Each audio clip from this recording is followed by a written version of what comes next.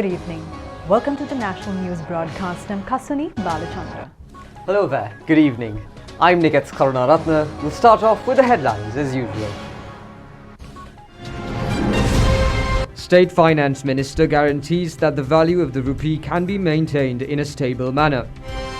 Cabinet approval to implement the teacher principal salary revision under several phases. Until then, a 5,000 rupee allowance will be provided. Emergency regulations imposed relevant to the supply of essential food items.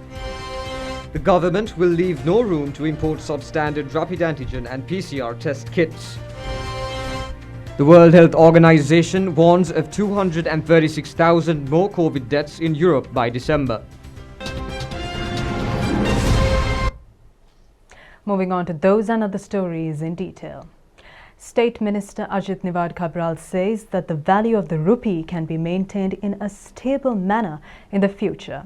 The State Minister said that the depreciation of the rupee can be avoided if the importers and exporters act responsible without any unnecessary panic.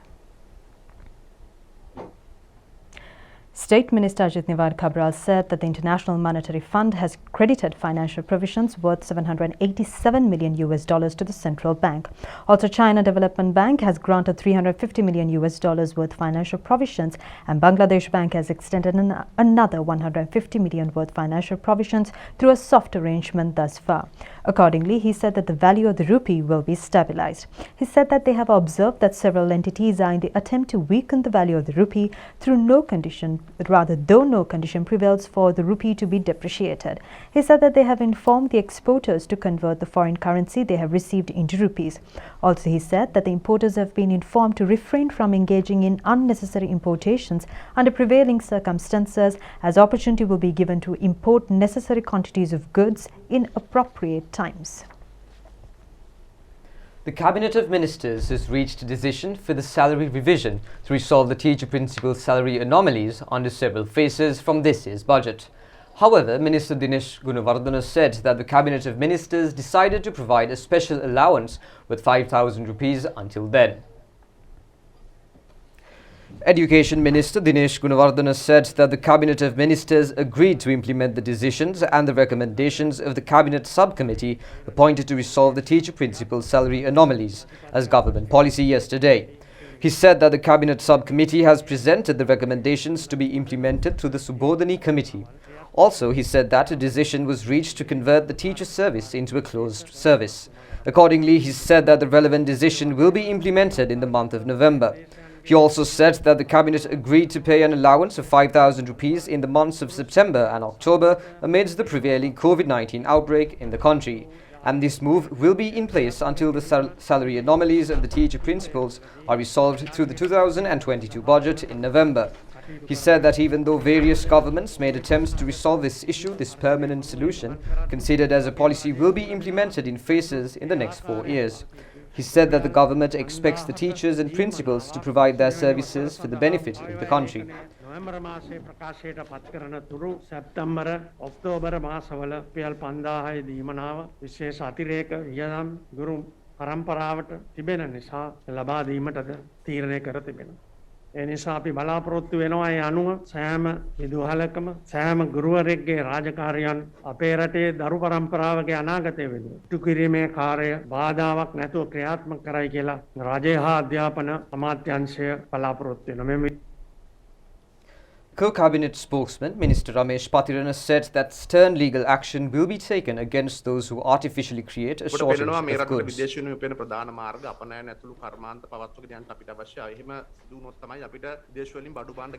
Ramesh Patirana said that exports which bring foreign exchange into the country should be continued. He said that the country will receive the necessary amounts of US dollars to open letters of credits to import foreign goods.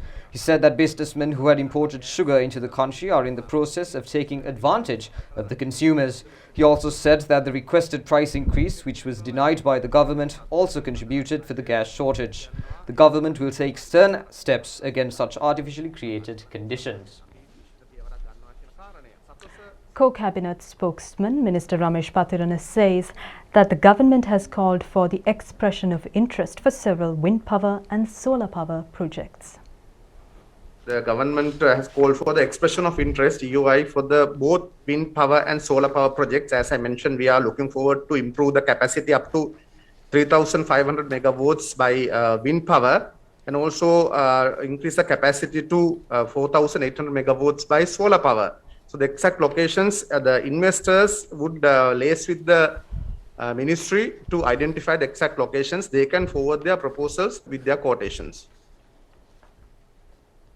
Minister Ramesh Patirana says that the government is currently in the process of working with international partners to facilitate the return of Sri Lankan nationals in Afghanistan if they wish to return. He made these remarks at the Cabinet Decisions briefing today. We have taken all the measures to ensure that we evacuate all the Sri Lankans, those who wish to come back to Sri Lanka. But I understand about 21 people who are not willing to return to motherland due to different reasons. But apart from that, the ambassador to Afghanistan, who is come out from that scenario, he is constantly engaged in relation to evacuating Sri Lankans. That would become a success. President Gotabaya Rajapaksa declared emergency regulations on essential food supply with effect from midnight yesterday. The relevant decision has been reached as per the powers vested with the President in terms of the Section 2 of the Public Security Ordinance. The main objective of this decision was to prevent market irregularities which are causing inconvenience to consumers. This decision will prevent the concealing of stocks of essential food items including paddy, rice and sugar and prevent selling them at higher prices. The authorized officers will be able to take steps to provide essential food items at concessionary rates to the public by purchasing stocks of essential food items including paddy, rice and sugar at government guaranteed prices or based on the customs value on imported goods. This will be implemented in such a way that the loans granted to purchase stocks from the state banks could be recovered from the borrowers. Major General NTSP Noonhella has been appointed as the Commissioner General of Essential Services to coordinate the supply of paddy, rice, sugar and other consumer goods that are essential to maintain the livelihood of people. State Minister Professor Channeleye Sumana says that the National Medicine Regulatory Authority will not leave room to import substandard rapid antigen and PCR tests into the country. State Minister dismissed the claims that a rate between 7,000 to 8,000 rupees for PCR test as well as a rate between 2,000 to 3,000 rupees for rapid antigen tests are being charged as baseless. The country recorded the highest number of COVID-19 vaccines administered within a day under the National COVID-19 Immunization Program yesterday. 571,589 vaccine doses have been inoculated yesterday.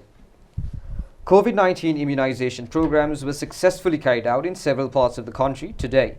The mobile vaccination programs for the persons above 60 years of age and persons with special needs were also conducted today. These programs were carried out in Colombo, Kalutara, Kurunegala, Kandy, Badulla, Monoragala, Galle, Matra, Hambantota, Polonnaruwa, Jaffna, Vaunia, Kilinochchi and the Badiklu districts. A mobile vaccination program was carried out in areas belonging to Aryampati Divisional Secretariat Division in Batiklo with the assistance of the Sri Lanka Army. Meanwhile, a consignment of 15,000 Sputnik V vaccine doses arrived in the country today. The flight consists of the vaccine consignment arrived at the Bandaranayake International Airport in the Katunayake and later the consignment was transferred to the Colombo Central Vaccine Stores. 2,340 COVID-19 patients were detected from the country today. Meanwhile, 2,164 patients left the hospitals today following recovery. Director General of Health Services confirmed 194 COVID-19 related deaths in the country.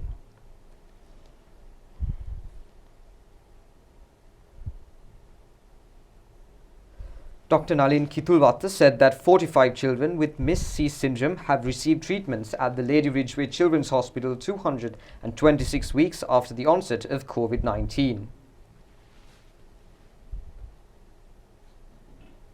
Media spokesman of prisons, Chandana Ekanayaga, has dismissed the allegations claiming that 3 student activists who had protested against the Kotalavala bill and currently in remand custody have been tested positive for COVID-19 as baseless.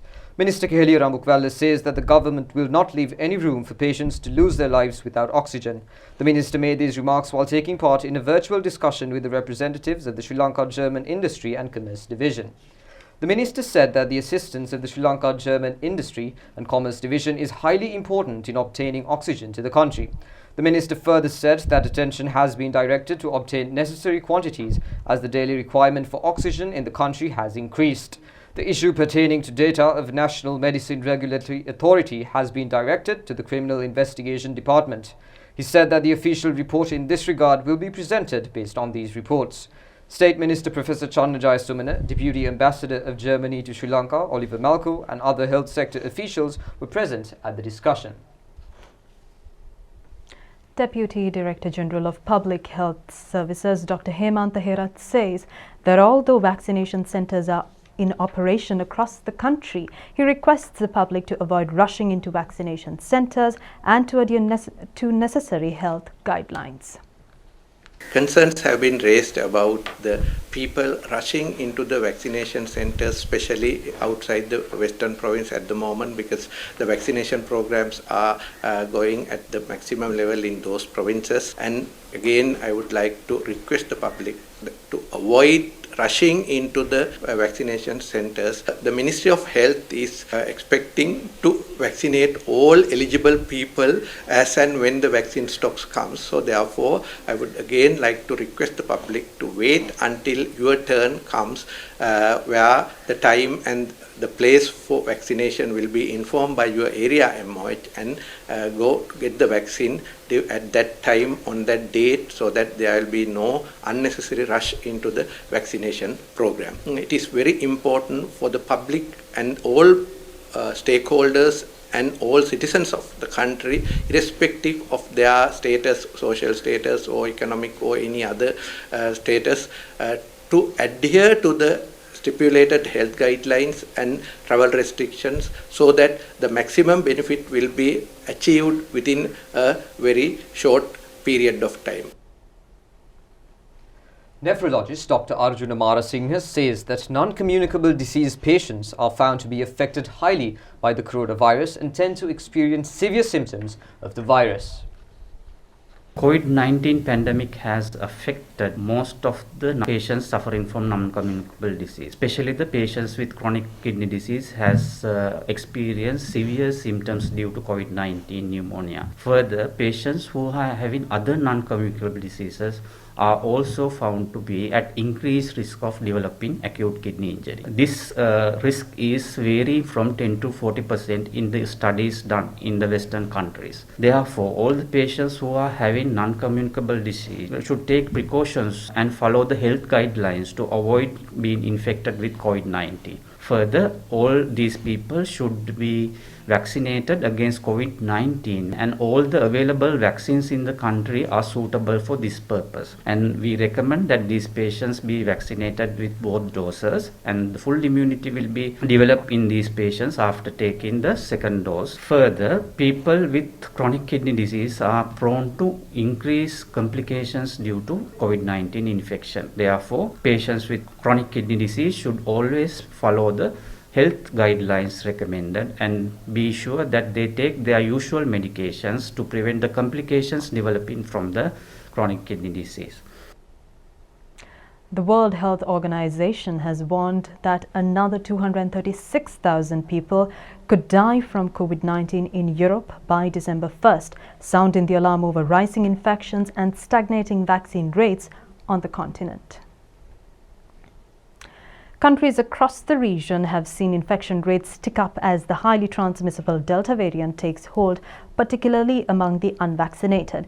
Poorer nations, especially in the Balkans, the Caucasus and Central Asia, have been hardest hit, and deaths are mounting as well. Last week, WHO Europe Director Hans Klug said that 11% increase can be expected in the number of deaths in the region, and expecting 236,000 deaths in Europe. Europe has registered about 1.3 million COVID-19 deaths to date and 64 million confirmed cases. Now, Fact Research Group has revealed that several pharmaceutical companies, together with certain physicians in the country, are in the attempt to sabotage the pharmaceutical production in Sri Lanka. According to a post shared on their official Facebook page, they have mentioned that baseless information has been publicized claiming that the patients in the country cannot be treated or cured using locally produced medicine.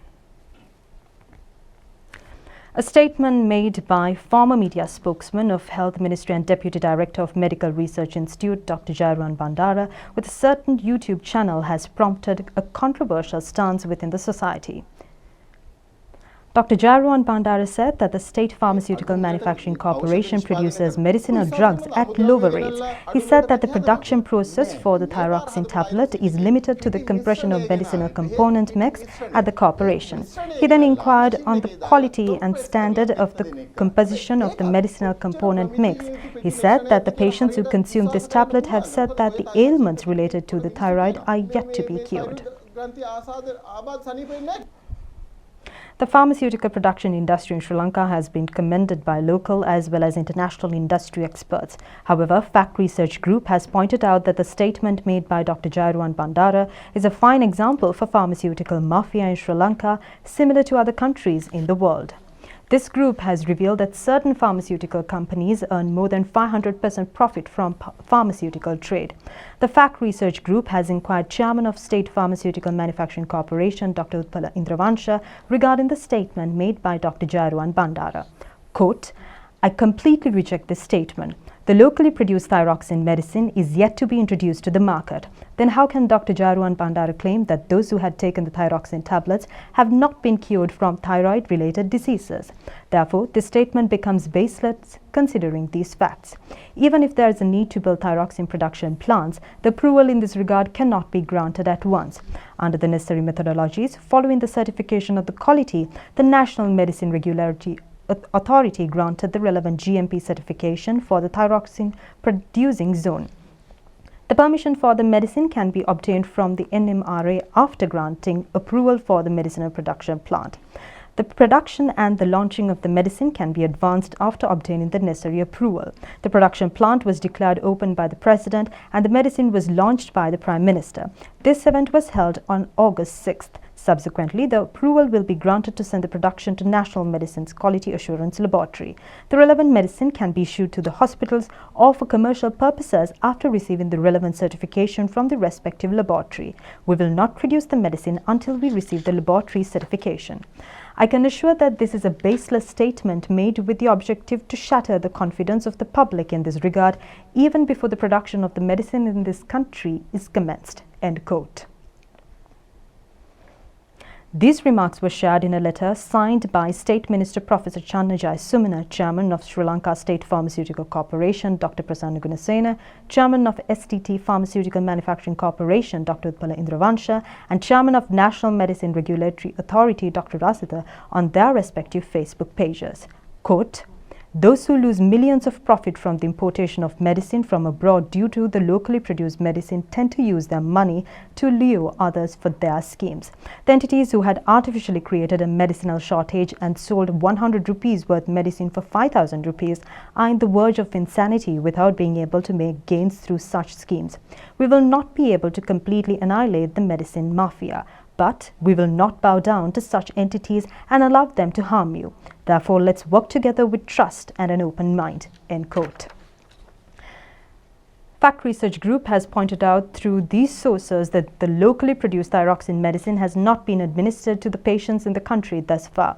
Meanwhile, Fact Research Group has requested the public to be vigilant over such persons who make statements with the intention to create a social calamity under the direct influence of those who are connected to the medicine mafia.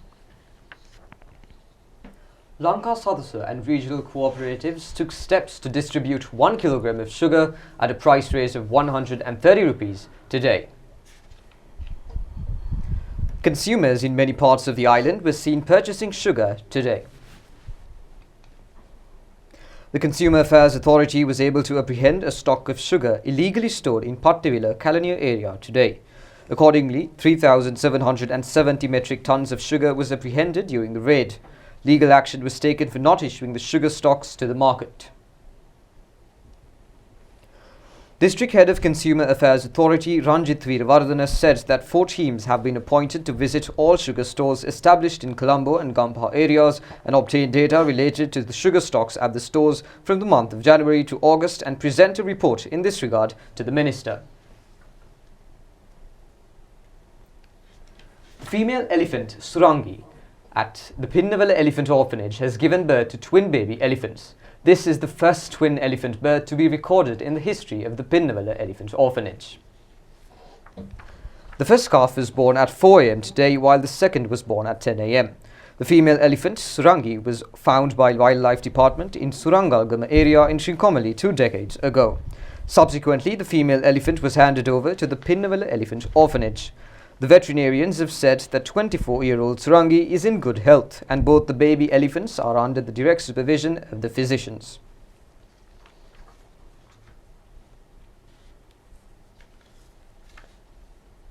The government has directed attention to resume the constructions related to the information technology village abandoned by the previous government period. Minister Nama Rajapaksa engaged in an observational tour at the village in Suryavava, Hambantota today. The minister said that the project will be resumed with the intention to attract foreign investments. He also said that the youth in the country will receive many benefits through this initiative. Minister Nama Rajapaksa said that several technological factories should be established first. He added that they are expecting to establish computer assembling and electronic appliances manufacturing plants through this project. He said that the main intention of this initiative is to transform the country towards digital currency. Accordingly, he said that these investments will allow the country to progress along with technology.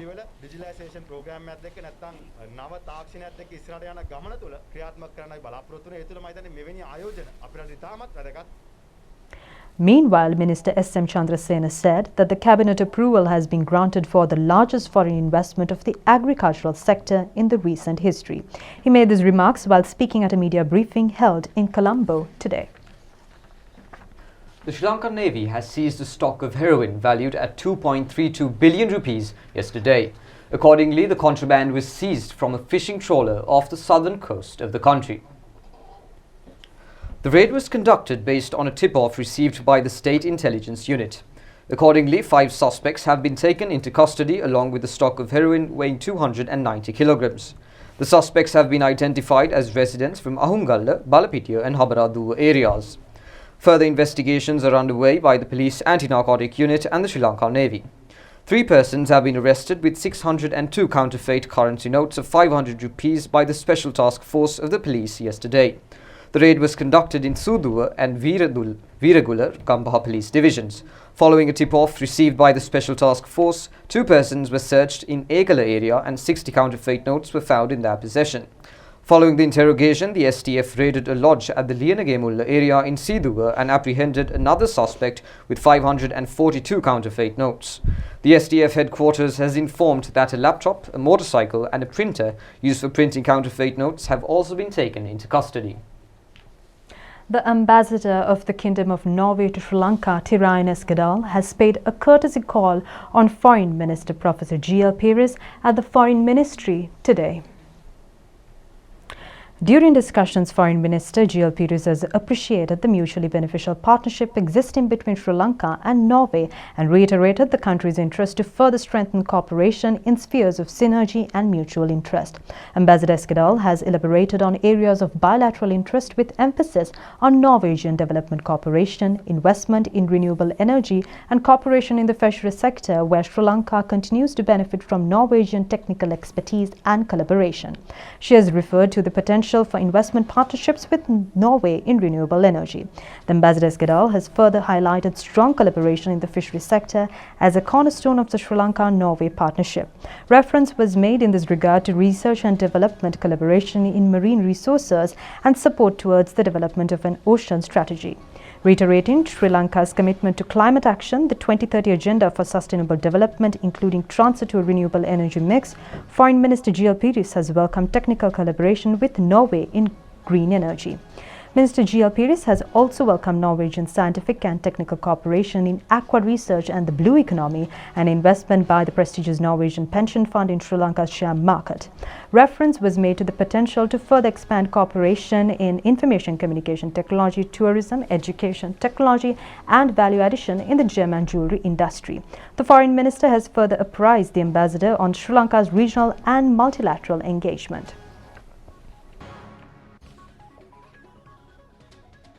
That's all the news for today. Join us again at the same time tomorrow. Good night. Good night.